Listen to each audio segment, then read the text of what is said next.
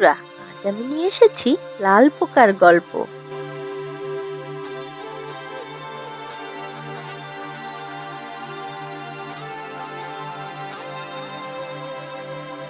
সকালে মিষ্টি রোদ উঠেছে।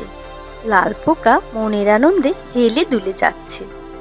তাকে খুব খুশি খুশি লাগছে। হঠাৎ পুরো আকাশ অন্ধকারে ঢেকে গেল। সাথে সাথে শুরু হলো বৃষ্টি। বড় বড় ফোঁটায় লাল পোকা ভিজে যাচ্ছে।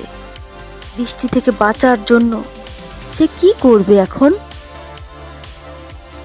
কোথায় লুকাবে?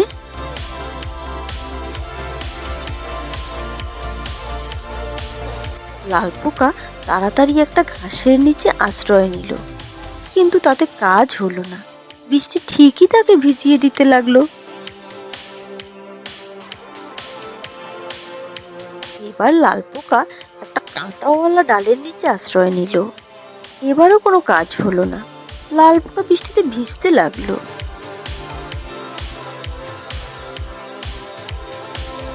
একটু ভেবে লাল পোকা গোল চিকন পাতার একটা ডালের নিচে আশ্রয় নিল, কিন্তু এ কি, সেখানেও সে ভিজে যাচ্ছে। কিন্তু এ কি, এখানেও সে ভিজে যাচ্ছে। শেষে লাল পোকা তাড়াতাড়ি গেল একটা কচু পাতার নিচে। যাক বাবা, এই পাতাটা বেশ বড়, এখানে আর বৃষ্টি পড়বে না। দৌড়ে দৌড়ে ক্লান্ত লাল পোকার চোখে রাজ্যের ঘুম নেমে এলো। ঘুমিয়ে সে স্বপ্ন দেখলো বন্ধুদের সাথে মজা করে খেলছে। কি আনন্দ! বৃষ্টি শেষে ঝকঝকে রোদ উঠেছে। লাল পোকা মনের আনন্দে বাড়ি ফিরছে।